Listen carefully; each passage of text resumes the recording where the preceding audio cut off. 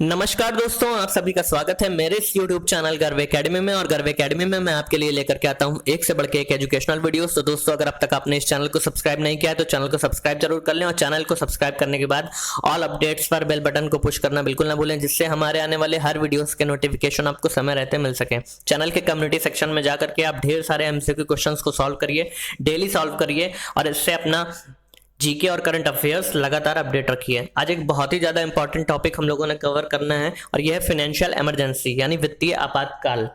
क्या देश में कोरोना वायरस के चलते अब वो परिस्थिति आ चुकी है, अब वो कंडीशंस आ चुकी हैं जब फाइनेंशियल इमरजेंसी की घोषणा की जा सकती है, और अगर की जा सकती है तो उसका हमारे ऊपर क्या प्रभाव पड़ सकता है। तो ये सब जानने के लिए वीडियो को अंत तक बिना स्किप किए हुए जरूर देखें, बिना आगे बढ़ाए हुए जरूर देखें, पूरा अंत तक देखें।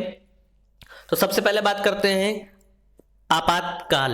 आपातकाल यानी इमरजेंसी हमारे संविधान के 18वें भाग में यानी 18th पोर्शन जो है हमारे संविधान का, हमारे भारतीय संविधान का, तो उसमें 3 तरह के आपात उपबंधों की बात करी गई है।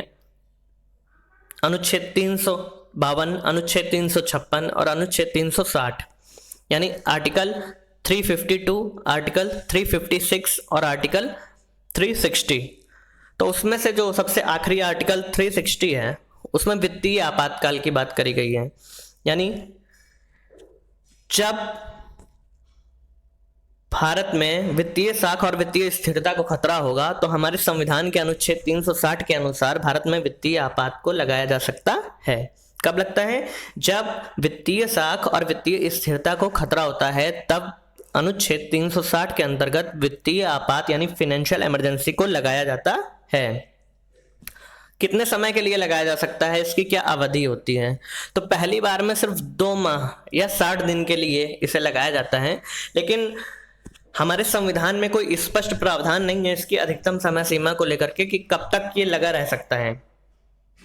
तो ये अनिश्चित काल तक के लिए भी लगा रह सकता है, इसकी कोई समय सीमा नहीं है, लेकिन पहली बार में सिर्फ 2 महीने या 60 दिन के लिए ही लगाया जाएगा। मंत्रिमंडल की क्या भूमिका होती है? तो वित्तीय आपात लागू करने के पहले मंत्रिमंडल की सलाह ली जाती है। राष्ट्रपति मंत्रिमंडल की सलाह के आधार पर ही वित्तीय आपात की घोषणा करते हैं। संसदीय अनुमोदन की क्या प्रक्रिया होती है? अगर राष्ट्रपति को वित्तीय आपात लागू करना होता है तो संसद के साधारण बहुमत के द्वारा भी ऐसा हो सकता है। ऐसा कोई कंपलसरी नहीं है कि विशेष बहुमत की जरूरत होगी, सिर्फ साधारण बहुमत के द्वारा ही संसदीय अनुमोदन अगर कर दिया जाता है तो राष्ट्रपति देश में वित्तीय आपात लागू कर सकता है। फिर आपके मौलिक अधिकारों पर इसका क्या प्रभाव पड़ेगा? तो देखिए, अभी मैंने पहले बताया कि राष्ट्रीय आपातकाल 3 तरह से लग सकता है। पहला आर्टिकल 352, दूसरा आर्टिकल 356 और तीसरा आर्टिकल 360। तो इसमें से सिर्फ पहले 352 को छोड़ करके बाकी दोनों 356 और 360 में आपके मौलिक अधिकारों पर कोई प्रभाव नहीं पड़ता है। यानी मौलिक अधिकार वैसे के वैसे ही आपको प्राप्त रहते हैं। मौलिक अधिकारों पर प्रभाव केवल उस परिस्थिति में पड़ता है जब भारत में युद्ध हो या कोई बाहरी आक्रमण करे। उस आधार पर जब आपातकाल लगाया जाता है तो आपके अनुच्छेद 20 और अनुच्छेद 21 के अंतर्गत जो मौलिक अधिकार हैं उनको छोड़ करके बाकी सारे मौलिक अधिकार निलंबित कर दिए जाते हैं। बाकी सारे मौलिक अधिकारों को आपसे छीन लिया जाता है।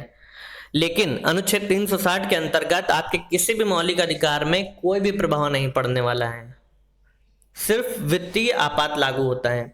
अब वित्तीय आपात जब लागू हो जाता है एक बार, तो वो हटता कैसे है? तो वित्तीय आपातकाल राष्ट्रपति कभी भी वापस ले सकता है। राष्ट्रपति कभी भी वापस ले सकता है इसको। राष्ट्रपति की इच्छा अनुसार है कि वो जब चाहे इसे वापस ले सकता है। अभी भारत में वित्तीय आपात की कोई संभावना नहीं है, क्योंकि ऐसी कोई स्थिति अभी कोरोना वायरस के चलते अभी नहीं उत्पन्न हुई है कि भारत की आर्थिक व्यवस्था बहुत ज्यादा खराब हो गई हो। तो ऐसा कुछ भी नहीं है, इसे लेकर कोई भी विभागीय सूचना नहीं है।